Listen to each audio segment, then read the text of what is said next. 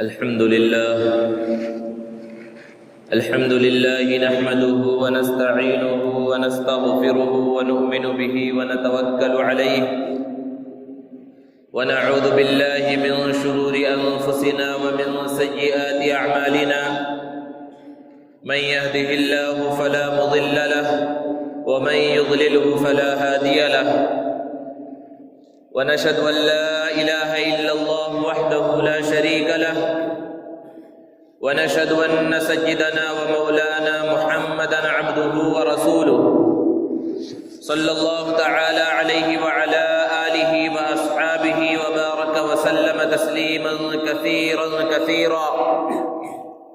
أما بعد فقد قال الله تعالى في القرآن المجيد والفرقان الحميد فأعوذ بالله من الشيطان الرجيم بسم الله الرحمن الرحيم لقد رضي الله عن المؤمنين إذ يبايعونك تحت الشجرة فعلم ما في قلوبهم فأنزل السكينة عليهم وأثابهم فتحا قريبا صدق الله مولانا العظيم. معزز سامعین کرام، بزرگوں اور دوستوں، ذی الحجہ اور محرم کا مہینہ بڑی اہمیت کا حامل ہے. ان دونوں مہینوں کے اندر قربانی کی ایک عظیم الشان تاریخ ہے. ایک طرف سیدنا اسماعیل ابن ابراہیم علیہ السلام کی قربانی ہے،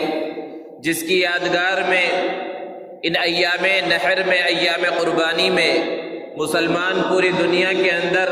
اللہ رب العزت کے رضا کو حاصل کرنے کے واسطے اپنی جانوروں کو قربان کر رہے ہیں، قربانی پیش کر رہے ہیں. اور دوسری طرف محرم کے مہینے میں 10 محرم الحرام کو عاشورہ کے دن نواسۂ رسول حضرت حسین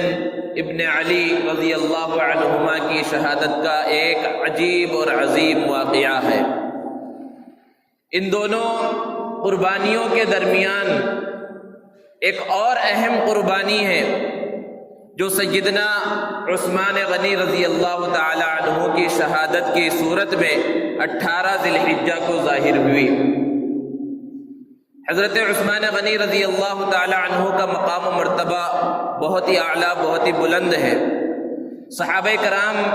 رضوان اللہ تعالی علیہ مجمعین کا مقام و مرتبہ انبیاء کرام علیہ السلام کے بعد سب سے بڑا ہے.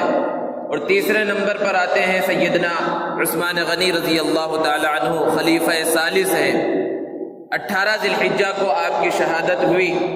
اس اعتبار سے مناسب معلوم ہوتا ہے کہ حضرت عثمان غنی رضی اللہ تعالی عنہ کی مختصر سیرت کا اور ان کی مظلومانہ شہادت کا اور کس طرح انہوں نے اپنی جان کا نذرانہ پیش کیا اور قربانی پیش کی، اس کا تذکرہ کیا جائے.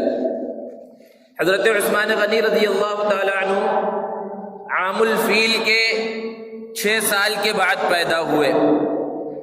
اللہ کے رسول صلی اللہ علیہ وسلم کو جب نبوت عطا کی گئی، اس وقت حضرت عثمان غنی رضی اللہ تعالی عنہ کی عمر تقریباً 33-34 سال تھی. اللہ کے رسول صلی اللہ علیہ وسلم پر ایمان لانے والوں میں پہلے نمبر پر جن کا نام آتا ہے حضرت خدیجۃ الکبریٰ، حضرت ابوبکر صدیق، حضرت علی، حضرت زید بن حارثہ. اس کے بعد نمبر ہے حضرت عثمان غنی رضی اللہ تعالی عنہ کا. حضرت ابوبکر صدیق رضی اللہ تعالی عنہ کے دوست تھے.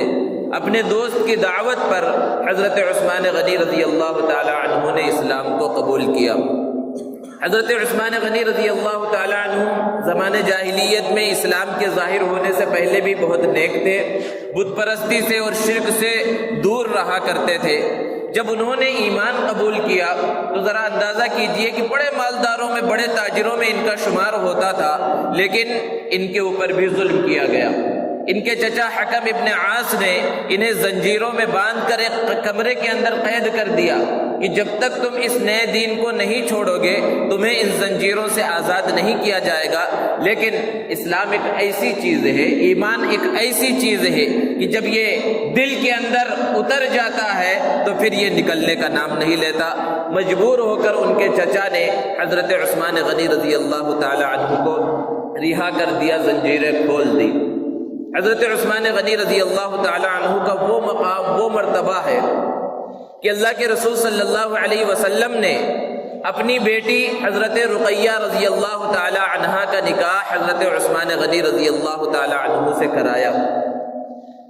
اللہ کے رسول صلی اللہ علیہ وسلم کی 4 بیٹیاں ہیں، حضرت زینب، حضرت رقیہ، حضرت ام کلثوم اور حضرت فاطمہ الزہرا رضی اللہ تعالی عنہن۔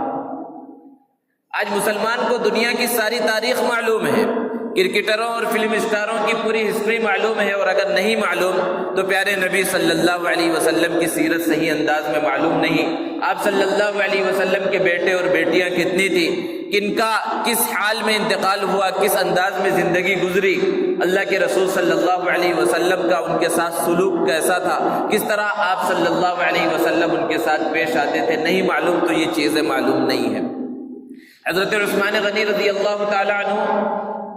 کے ساتھ اللہ کے رسول صلی اللہ علیہ وسلم کا یہ رشتہ جڑا، لیکن اس سے پہلے بھی اللہ کے رسول صلی اللہ علیہ وسلم کے رشتہ دار تھے۔ روایتوں کے اندر ہے کہ حضرت عثمان غنی رضی اللہ تعالی عنہ کی جو نانی ہے وہ اللہ کے رسول صلی اللہ علیہ وسلم کی پھوپھی ہے، تو گویا کہ حضور اکرم صلی اللہ علیہ وسلم کی پھوپھی کے نواسے ہیں حضرت عثمان غنی رضی اللہ تعالی عنہ، یہ پہلے سے اللہ کے رسول صلی اللہ علیہ وسلم کے خاندان سے جڑے ہوئے تھے۔ حضرت عثمان رضی اللہ تعالی عنہ کو ذو النورین کہا جاتا ہے، 2 نور والا، اور یہ نام اور یہ لقب اس وجہ سے پڑا کہ اللہ کے رسول صلی اللہ علیہ وسلم نے انہیں اتنا بڑا مقام و مرتبہ عطا فرمایا کہ پہلی بیٹی حضرت رقیہ رضی اللہ تعالی عنہا کا جب انتقال ہو گیا جنگ بدر کے موقع پر، جو اسلام اور کفر کے درمیان پہلی عظیم الشان جنگ ہو رہی ہے اور جس کے اندر شرکت کا بہت بڑا مقام و مرتبہ ہے، ایسے موقع پر حضرت رقیہ رضی اللہ تعالی عنہا بیمار ہو گئی۔ اللہ کے رسول صلی اللہ علیہ وسلم نے حضرت عثمان غنی رضی اللہ تعالی عنہ کو ان کی تیمارداری کے واسطے مدینے میں ہی چھوڑ دیا اور بدر کے واسطے تشریف لے گئے، اور یہاں اللہ کے رسول صلی اللہ علیہ وسلم بدر کے میدان میں موجود ہے، کفار سے مقابلہ ہو رہا ہے، ادھر فتح حاصل ہوئی اور فتح کی خوشخبری لے کر کچھ لوگ مدینہ المنورہ پہنچے ہیں۔ اس سے پہلے حضرت رقیہ رضی اللہ تعالی عنہا کا انتقال ہو چکا ہے، اللہ کے رسول صلی اللہ علیہ وسلم کی پیاری بیٹی کا انتقال ہو چکا اور آپ وہاں پر موجود بھی نہیں ہیں۔ حضرت عثمان رضی اللہ تعالی عنہ بہت زیادہ غمگین تھے۔ اللہ کے رسول صلی اللہ علیہ وسلم نے اپنی دوسری بیٹی، اپنے جگر کا ٹکڑا حضرت ام کلثوم رضی اللہ تعالی عنہا کا نکاح حضرت عثمان غنی رضی اللہ تعالی عنہ سے کرا دیا، اسی لیے آپ کو ذو النورین کہا جاتا ہے۔ اور یہ تاریخ انسانی کے اندر پہلی شخصیت ہے حضرت عثمان غنی رضی اللہ تعالی عنہ جن کے نکاح کے اندر کسی نبی کی 2 بیٹیاں آئیں، ان کو یہ مقام اور مرتبہ ملا۔ حضرت عثمان غنی رضی اللہ تعالی عنہ نے اپنی اہلیہ محترمہ حضرت رقیہ رضی اللہ تعالی عنہا کے ساتھ سب سے پہلے حبشہ کی طرف ہجرت کی، اور پھر اس کے بعد کچھ دنوں کے بعد جب حبشہ میں معلوم ہوا کہ کفار اور مشرکین مکہ مسلمان ہو گئے، یہ جھوٹی خبر، جھوٹی افواہ وہاں پر پہنچ گئی تھی، تو وہ حبشہ سے پھر مکہ المکرمہ آ گئے، لیکن یہاں پر دیکھا کہ یہ خبر جھوٹی ہے اور کفار اور مشرکین اسی طرح مسلمانوں کو تکلیف پہنچا رہے ہیں، لیکن آپ نے پھر ہجرت نہیں کی، یہیں رک گئے۔ اور پھر جب مدینہ ہجرت کا حکم ہوا تو اللہ کے رسول صلی اللہ علیہ وسلم کے اس حکم کو پورا کرتے ہوئے اپنی اہلیہ محترمہ حضرت رقیہ کے ساتھ اللہ کے رسول صلی اللہ علیہ وسلم کے حکم پر حضرت عثمان نے مدینے کی جانب ہجرت کی۔ اس لیے آپ کو ذو الہجرتین بھی کہا جاتا ہے کہ آپ نے 2 ہجرتیں کی، ایک حبشہ کی طرف ہجرت فرمائی اور دوسرے مدینہ المنورہ کی طرف ہجرت فرمائی۔ اللہ کے رسول صلی اللہ علیہ وسلم جب مدینہ المنورہ پہنچے، حضرت عثمان غنی رضی اللہ تعالی عنہ وہاں پر پہنچے، حضرت اوس بن ثابت رضی اللہ تعالی عنہ کے ساتھ بھائی چارہ حضرت عثمان غنی رضی اللہ تعالی عنہ کا قائم کیا گیا۔ بہت بڑے تاجر، اللہ نے بہت زیادہ مال و دولت سے نوازا تھا۔ جب مدینے کے اندر اللہ کے رسول صلی اللہ علیہ وسلم پہنچے تو دیکھا وہاں پر لوگوں کے پاس پینے کے پانی کا انتظام نہیں ہے۔ مدینے میں ایک ہی کنواں تھا جو میٹھے پانی کا کنواں تھا، باقی جو چشمے اور کنویں تھے وہ کھارے پانی کے تھے، اور وہ کنواں ایک یہودی کی ملکیت میں تھا جسے بئر رقمہ کہا جاتا ہے۔ اللہ کے رسول صلی اللہ علیہ وسلم نے اعلان کیا کہ کون ہے جو اس کنویں کو خرید کر مسلمانوں کے حوالے کر دے اور عام لوگوں کی طرح وہ بھی اپنا ڈول اس میں ڈالے، یعنی اس کی ملکیت باقی نہ رہے، اس کو وقف کر دے، اور جس طرح ایک مسلمان اس پانی کو استعمال کرے، وہ شخص جو اس کو وقف کرے وہ بھی اسی طرح اس کو استعمال کرے۔ حضرت عثمان غنی رضی اللہ تعالی عنہ نے اس یہودی سے بات کی، وہ پورے کنویں کو بیچنے پر راضی نہ ہوا تو آپ نے 10,000 درہم میں آدھے کنویں کو خرید لیا، اور یہ شرط طے کی گئی کہ ایک دن مسلمان اس کنویں کو استعمال کریں گے اور دوسرے دن وہ یہودی استعمال کرے گا۔ اس نے آدھا کنواں صرف اس نیت سے بیچا تھا کہ ایک دن جس دن میری باری ہوگی اس دن میں پانی کو بیچوں گا اور لوگوں سے قیمت وصول کروں گا، لیکن جس دن حضرت عثمان غنی رضی اللہ تعالی عنہ کی باری ہوتی پورے مسلمان اسی دن پانی نکال کر رکھ لیتے کہ 2 دن تک چل جاتا، اور یہودی کی جب باری آتی تو کوئی بھی کنویں سے پانی لینے کے واسطے نہ آتا۔ اس نے جس مقصد کی خاطر آدھے کنویں کو روک لیا تھا اور آدھا ہی بیچا تھا، جب وہ مقصد پورا ہوتا ہوا نہ دیکھا تو حضرت عثمان غنی رضی اللہ تعالی عنہ سے بات کر کے باقی آدھا کنواں بھی بیچ دیا، اور اس طرح حضرت عثمان رضی اللہ تعالی عنہ نے اس پورے کنویں کو خرید کر مسلمانوں کے حوالے کر دیا۔ یہ سب سے پہلی فیاضی اور سخاوت تھی جو حضرت عثمان غنی رضی اللہ تعالی عنہ کی مدینہ المنورہ میں مسلمانوں کے لیے اللہ کے رسول صلی اللہ علیہ وسلم کے لیے ظاہر ہوئی۔ اللہ کے رسول صلی اللہ علیہ وسلم جب مدینہ پہنچے تو سب سے پہلے مسجد نبوی کی تعمیر فرمائی، اور مسجد نبوی کے واسطے جو زمین خریدی گئی تھی بہت چھوٹی جگہ پر تھی۔ چند دنوں میں جب مسلمانوں کی تعداد بڑھ گئی اور مسجد چھوٹی محسوس ہونے لگی، اللہ کے رسول صلی اللہ علیہ وسلم کی نظر مسجد نبوی کے بازو میں زمین کے ایک ٹکڑے پر پڑی۔ اللہ کے رسول صلی اللہ علیہ وسلم چاہتے تھے کہ اس کو بھی خرید کر اس کو مسجد کے اندر شامل کر دیا جائے۔ اللہ کے رسول صلی اللہ علیہ وسلم نے اعلان کیا کہ کون ہے جو اس زمین کے ٹکڑے کو خرید کر مسجد نبوی کے اندر شامل کر دے اور اللہ تعالیٰ اس کے بدلے میں اسے جنت میں گھر عطا فرمائے۔ حضرت عثمان غنی رضی اللہ تعالی عنہ نے اپنی پیسے سے اس زمین کے ٹکڑے کو خریدا اور اللہ کے رسول صلی اللہ علیہ وسلم کے حوالے کر دیا، اور مسجد نبوی کے اندر اس حصے کو شامل کر دیا گیا۔ اللہ کے رسول صلی اللہ علیہ وسلم کے زمانے میں جو مسجد نبوی تعمیر ہوئی، ہم بارہا واقعات پڑھتے ہیں، سنتے ہیں کہ کچی تعمیر کی گئی، مٹی کے ذریعے جو ہے دیواریں تھی یا کھجور کی چھالیں تھی، اور کھجور کے تنوں کے ذریعے جو ہے ستون بنائے گئے، اور کھجور کی جو چھالیں تھی اس کے چھت بنائی گئی، پکی تعمیر نہیں تھی۔ اور یہی سلسلہ اللہ کے رسول صلی اللہ علیہ وسلم کے پورے زمانے تک رہا۔ حضرت ابوبکر صدیق رضی اللہ تعالیٰ عنہ کا زمانے خلافت آیا تب بھی اسی طرح مسجد باقی رہی۔ حضرت عمر فاروق رضی اللہ تعالیٰ عنہ کا دور خلافت آیا تب بھی مسجد اسی کچی حالت میں ہی باقی رہی۔ لیکن جب حضرت عثمان غنی رضی اللہ تعالی عنہ کا دور خلافت آیا تو آپ نے مسجد کو کشادہ کرنے کا ارادہ ظاہر کیا، اور مسجد نبوی کے آس پاس جو صحابہ کرام رضوان اللہ تعالی علیہ مجمعین کے گھر موجود تھے ان کو خرید کر مسجد نبوی میں شامل کرنے کا ارادہ ظاہر کیا اپنے خلافت کے بالکل ابتدائی دور میں، لیکن کوئی بھی بیچنے کے واسطے تیار نہیں تھا، کوئی بھی مسجد نبوی کا پڑوس چھوڑنا نہیں چاہتا تھا۔ تو اس طرح کئی سال اور گزر گئے، لیکن جب حضرت عثمان غنی رضی اللہ تعالی عنہ نے محسوس کیا کہ اب مسجد نبوی کے واسطے آس پاس کی زمین کی ضرورت اب بڑھ گئی ہے، تو مسجد نبوی میں ممبر پر کھڑے ہو کر ایک بہت ہی عجیب خطبہ دیا جس سے لوگوں کے دلوں کو گرمایا، اور بتایا کہ مسجد نبوی اللہ کے رسول صلی اللہ علیہ وسلم کی مسجد، آج اس کو ضرورت ہے۔ تو سارے لوگ اپنی زمین دینے کے واسطے تیار ہو گئے،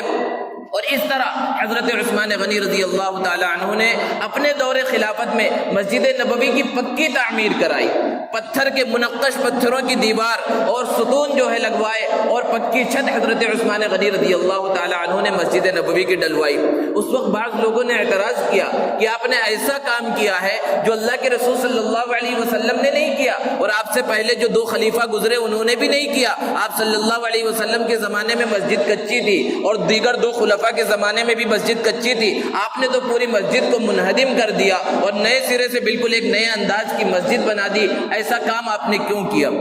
حضرت عثمان غنی رضی اللہ تعالی عنہ نے جواب دیا کہ جس زمانے میں پہلی مرتبہ مسجد نبوی تعمیر کی جا رہی تھی تمہارے گھر بھی معمولی انداز کے تھے، بالکل کچے تھے،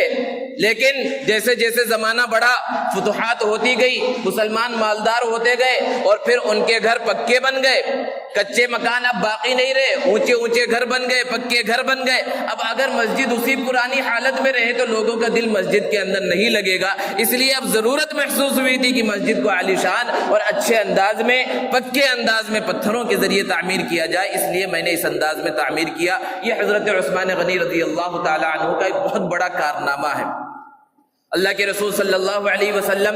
سن 6 ہجری میں عمرہ کے ارادے سے مکۃ المکرمہ کی جانب روانہ ہوئے، 1450 صحابہ کرام رضوان اللہ تعالی علیہ مجمعین کو لے کر حدیبیہ کے مقام پر جب پہنچے تو آپ صلی اللہ علیہ وسلم کو یہ پتا چلا کہ کفار مکہ ہم سے مقابلے کی تیاری کر رہے ہیں، حالانکہ اللہ کے رسول صلی اللہ علیہ وسلم کا مکہ جانے کا مقصد صرف عمرہ کرنا تھا۔ آپ کسی اور مقصد کے لیے، مقابلے کے واسطے، لڑائی کے واسطے تشریف نہیں لے جا رہے تھے، اور آپ یہ چاہتے بھی نہیں تھے۔ اس لیے حضرت عثمان غنی رضی اللہ تعالی عنہ کو اپنا سفیر، اپنا نائب، اپنا قاصد بنا کر مکۃ المکرمہ کی جانب روانہ کیا۔ ہر شخص اس بات کو جانتا ہے کہ قاصد اور نائب اور سفیر اسے بنایا جاتا ہے جو معتمد ہوتا ہے، جس پر زیادہ بھروسہ ہوتا ہے۔ حضرت عثمان غنی رضی اللہ تعالی عنہ جب مکہ کی جانب روانہ ہو گئے کفار مکہ سے بات چیت کرنے کے واسطے کہ ہم تو صرف عمرے کے لیے آ رہے ہیں، تو ادھر صحابہ کی زبان پر یہ الفاظ آئے کہ عثمان کی کیا قسمت ہے کہ ہم سے پہلے وہ کعبہ کا دیدار کر لیں گے، ہم سے پہلے وہ کعبۃ اللہ کا طواف کر لیں گے۔ لیکن اللہ کے رسول صلی اللہ علیہ وسلم تو اپنے جانثاروں کے دل کی بات تک کو جانتے تھے، ان کے محبت کو جانا کرتے تھے۔ اللہ کے رسول صلی اللہ علیہ وسلم نے ارشاد فرمایا، نہیں، عثمان مجھ سے پہلے وہاں پر طواف نہیں کریں گے۔ اور ہوا بھی ایسا ہی۔ جب آپ مکہ پہنچے تو کفار مکہ نے کہا کہ اگرچہ ہم مسلمانوں کو اجازت دینے والے نہیں ہیں، لیکن آپ یہاں آ گئے ہیں تو آپ کم سے کم طواف کر لیں، آپ یہاں پر کعبۃ اللہ کی زیارت کر لیں۔ حضرت عثمان غنی رضی اللہ تعالی عنہ نے ارشاد فرمایا، نہیں، جب تک اللہ کے رسول صلی اللہ علیہ وسلم کعبہ کا طواف نہیں کریں گے میں بھی کعبہ کا طواف نہیں کروں گا۔ اور ادھر کچھ دنوں کے اندر مسلمانوں میں یہ افواہ پھیل گئی کہ حضرت عثمان غنی رضی اللہ تعالی عنہ کو شہید کر دیا گیا ہے۔ اللہ کے رسول صلی اللہ علیہ وسلم سخت غصے میں آ گئے اور 1450 صحابہ کرام رضوان اللہ تعالی علیہ مجمعین سے ایک درخت کے نیچے بیٹھ کر بیعت لی، سب کے ہاتھ کو ہاتھ میں ڈال کر۔ اور بیعت کس بات کی تھی؟ حضرت عثمان غنی رضی اللہ تعالی عنہ کے خون کا بدلہ لینے کے واسطے، انتقام کے واسطے یہ بیعت لی۔ عام طور پر اللہ کے رسول صلی اللہ علیہ وسلم اس طرح غصے میں نہیں آتے تھے، آپ تو رحمت للعالمین تھے، آپ مہربان تھے، آپ شفیق تھے۔ لیکن حضرت عثمان غنی رضی اللہ تعالی عنہ کا وہ مقام، وہ مرتبہ تھا اللہ کے رسول صلی اللہ علیہ وسلم کے پاس کہ ان کے شہادت کی خبر سنی تو آپ نے بیعت لینا شروع کیا۔ اور جب سب کی بیعت ہو گئی تو اپنا ایک ہاتھ دوسرے ہاتھ میں دے کر کہا، یہ بیعت حضرت عثمان غنی رضی اللہ تعالی عنہ کی طرف سے، اس سے بڑا مقام و مرتبہ کیا ہو سکتا ہے کہ اللہ کے رسول صلی اللہ علیہ وسلم اپنے مبارک ہاتھ کو حضرت عثمان غنی رضی اللہ تعالی عنہ کا ہاتھ قرار دے۔ لیکن پھر اس کے بعد اللہ کے رسول صلی اللہ علیہ وسلم کے پاس حضرت عثمان غنی رضی اللہ تعالی عنہ صحیح سالم پہنچ گئے۔ اس بیعت کو اللہ رب العزت نے قرآن مجید میں بیان فرمایا، لقد رضی اللہ عن المؤمنین اذ یبایعونک تحت الشجرہ، کہ اللہ رب العزت راضی ہو گیا ان لوگوں سے جو درخت کے نیچے بیٹھ کر آپ سے بیعت کر رہے تھے، جسے بیعت رضوان کہا جاتا ہے، جو حضرت عثمان غنی رضی اللہ تعالی عنہ کے نام پر یہ بیعت ہوئی تھی۔ حضرت عثمان غنی رضی اللہ تعالی عنہ جنگ بدر کے علاوہ دوسرے جنگوں کے اندر اللہ کے رسول صلی اللہ علیہ وسلم کے ساتھ شریک ہوئے۔ غزوہ تبوک کا موقع آیا اور مسلمانوں کو خبر پہنچی کہ قیصر روم مسلمانوں کے مقابلے کے واسطے بہت بڑی فوج تیار کر رہا ہے۔ اللہ کے رسول صلی اللہ علیہ وسلم نے اس غزوے میں عام جنگ کا اعلان کیا، اور عام جنگ کا مطلب یہ تھا کہ جتنے بھی جوان لوگ ہیں اور صحت مند لوگ ہیں سب کو اس جنگ کے اندر، اس جہاد کے اندر شریک ہونا ہے۔ اور بہت ہی تنگی کا اور عسرت کا زمانہ چل رہا تھا۔ اللہ کے رسول صلی اللہ علیہ وسلم نے عام چندے کا بھی اعلان کیا کہ جس کے پاس جو ہے جتنا دے سکتا ہے وہ مسجد نبوی میں لا کر جمع کرے۔ یہی وہ عظیم غزوہ ہے جس کے اندر سیدنا ابو بکر صدیق رضی اللہ تعالی عنہ نے اپنے گھر کا پورا سامان لا کر اللہ کے رسول صلی اللہ علیہ وسلم کے سامنے پیش کیا، اور حضرت عمر رضی اللہ تعالی عنہ نے اپنے گھر کا آدھا سامان لا کر پیش کیا۔ اس جنگ کے اندر مسلمانوں کی جو تعداد تھی، فوج کی تعداد 30,000 ہے۔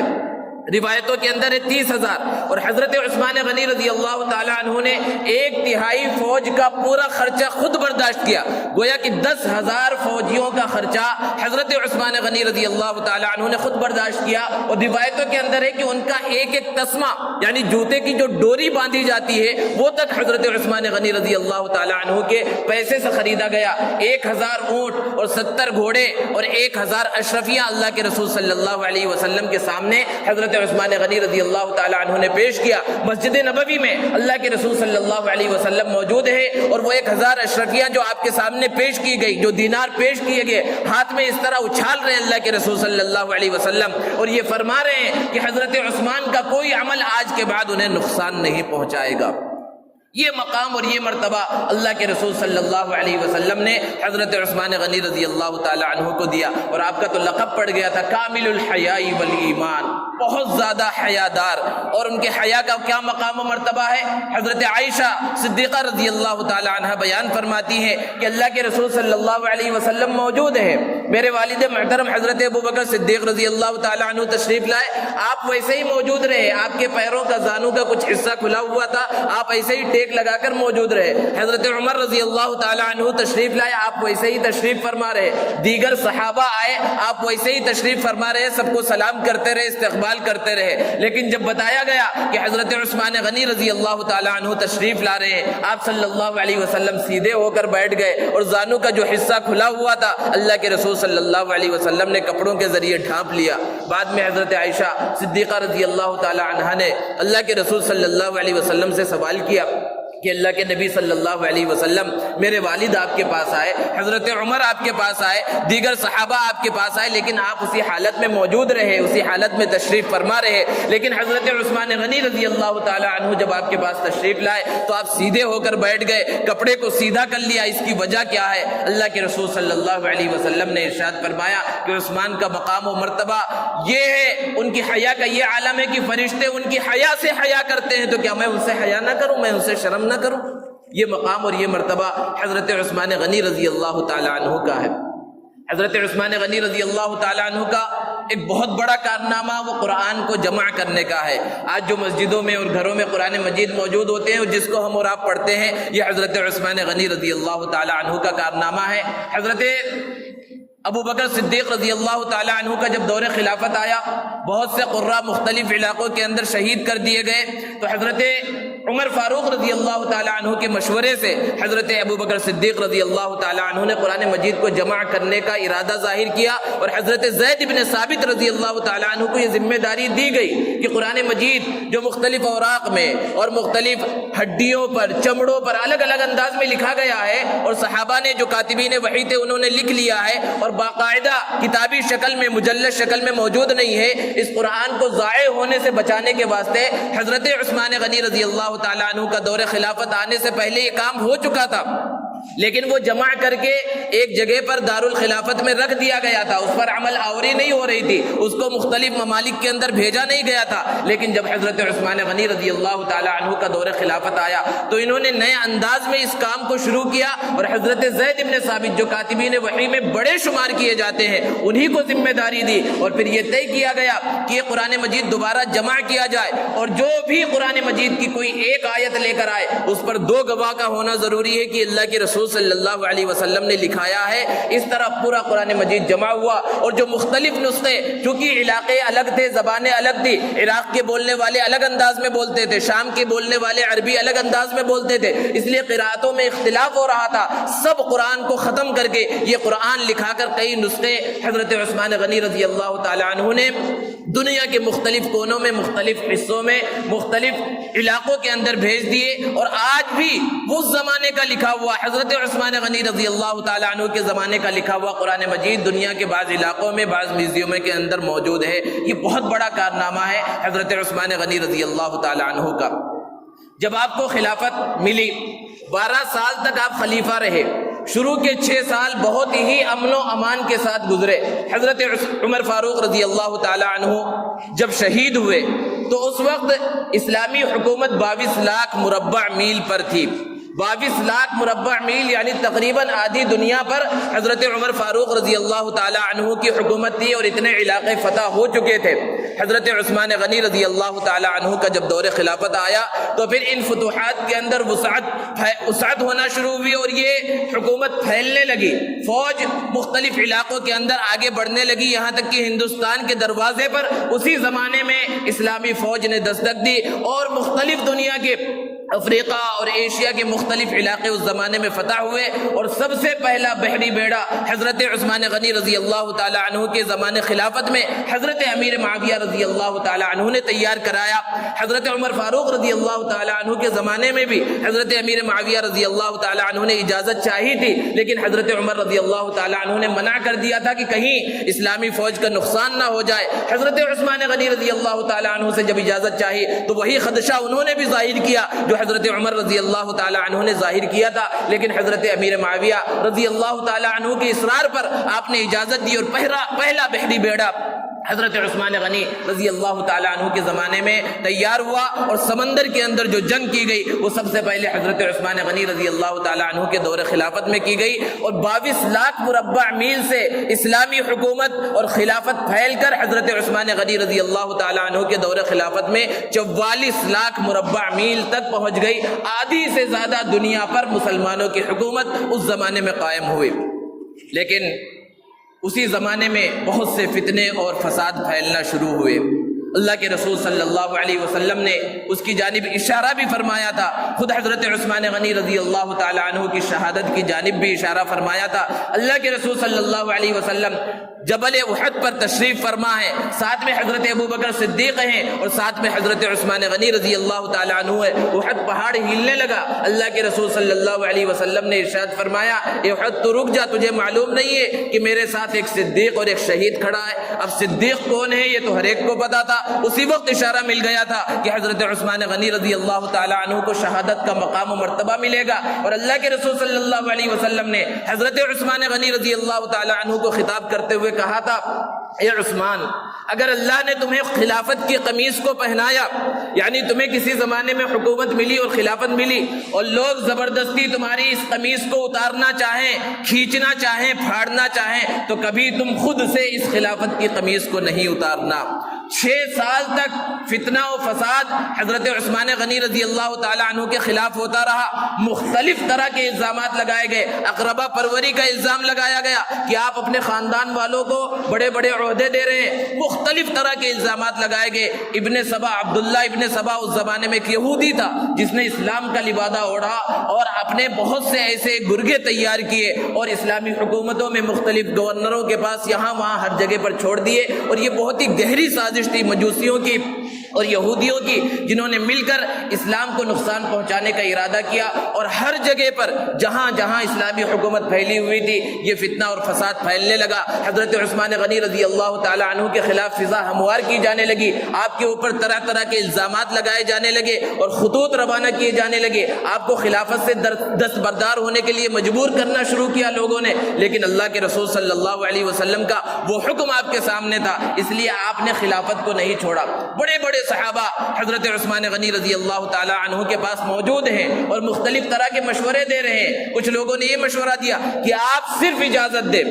آپ صرف ان سے مقابلے کی اجازت دیں، یہ جتنے فتین ہیں، یہ جتنے فسادی ہیں، سب کا خاتمہ کر دیا جائے گا۔ لیکن حضرت عثمان غنی رضی اللہ تعالی عنہ نے منع کر دیا کہ میں پہلا ایسا خلیفہ نہیں بننا چاہتا جس کے اوپر یہ الزام لگے کہ انہوں نے مسلمانوں کا آپس میں خون بہایا ہے، یہ جو کر رہے ہیں کرنے دو،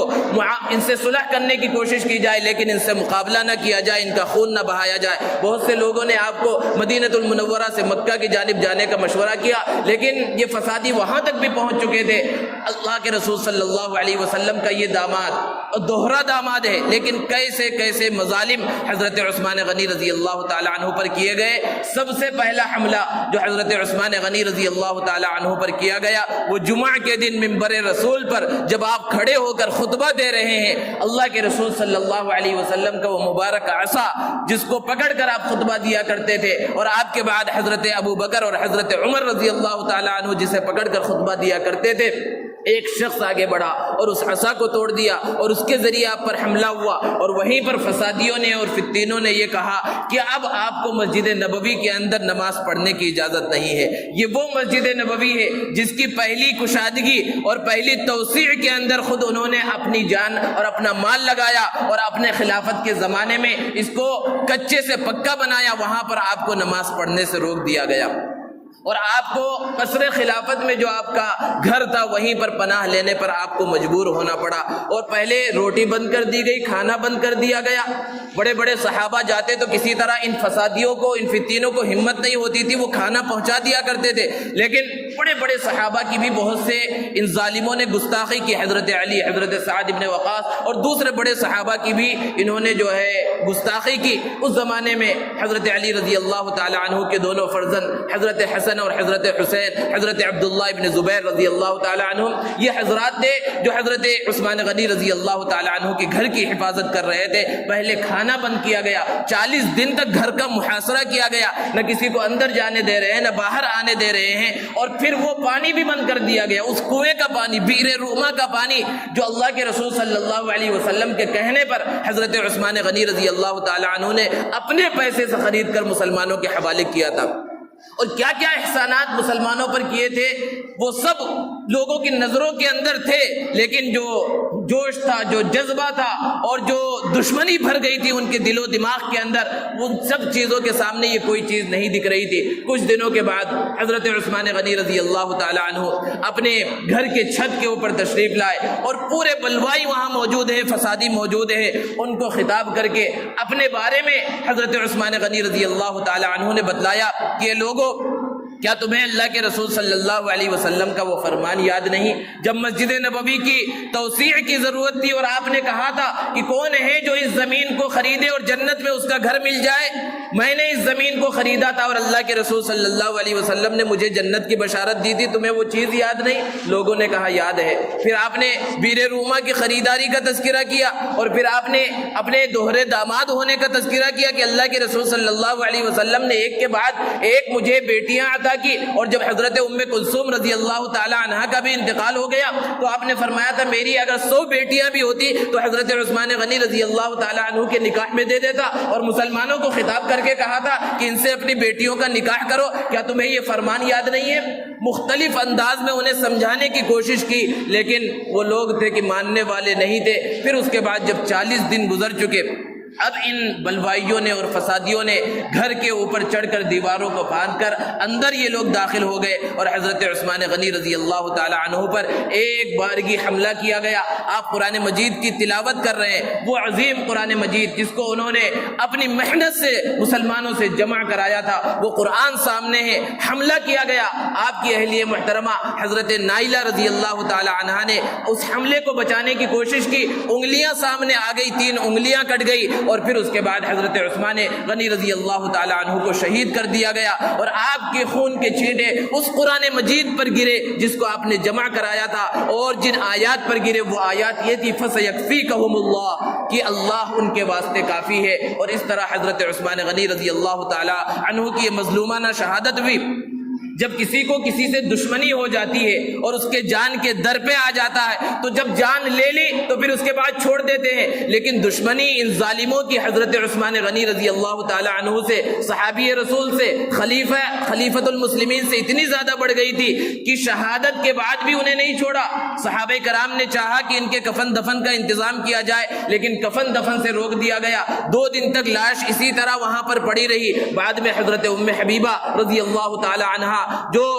امہات المؤمنین میں سے ہے، انہوں نے آگے بڑھ کر ہمت کا مظاہرہ کیا اور کہا کہ میں ان کے کفن دفن کا انتظام کروں گی، کون ہے جو آ کر مجھ سے مقابلہ کرے؟ اس وقت کسی کی ہمت نہیں ہوئی۔ 2 دن کے بعد صحابہ کرام آگے بڑھے اور انہوں نے حضرت عثمان غنی رضی اللہ تعالی عنہ کے دفن کا انتظام کیا، اسی کپڑے کے اندر جس پر خون لگا ہوا تھا، شہید شہادت کا جو مقام جس لباس کے اندر ملا تھا اس کو لے کر جنت البقیع میں تشریف لے گئے۔ تو جنت البقیع میں بھی دفن ہونے